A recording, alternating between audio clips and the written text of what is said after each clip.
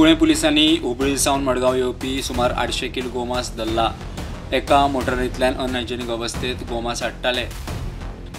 मजगती तेवटेन carry चेकपोस्टाचेर tempo भरून गोमांस बेळगांव सावन मडगांव हाडटाले। बेलगाम से किधर जा रहे हैं? मडगांव।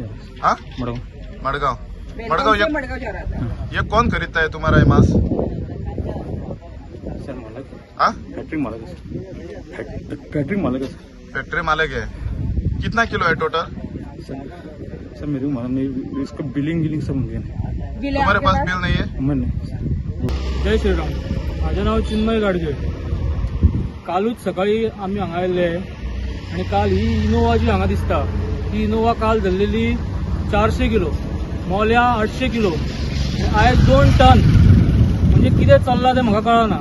आमचे कार्यकर्ते बावडे हांगासर पेट्रोलिंग करता, खबर ना पोलीस कितें करता ते असो आता प्रश्न आमकां पडपाक लागला। पोलिसांचेर डावट घेता अशें न्ही, पूण परत जर एकूच गाडी 8 दिसां पयलीं मेळ्ळी आणि तेज्या पयलीं सेम गाडी, तेज्या पयलीं हीच गाडी 2 फावटी धरलेली आसा, त्यामुळे परत ह्योच गाड्यो कशा येता? 2000 किलो बीफ हाडला। हे आता म्हणजे किऱ्या खातीर हाडटा आणि मुद्दम किरे म्हणजे चल्ला ते काय घाण म्हणजे इतल्या कमी टायम म्हणजे मोल्ल्या सुद्धा काल एक गाडी धरल्या आणि तीच बजरंग दलाचे कार्यकर्ते 4 राती झाले जागे राहून हे बीफ हाडयतात। म्हणजे खरेच बरे काम करतात ते।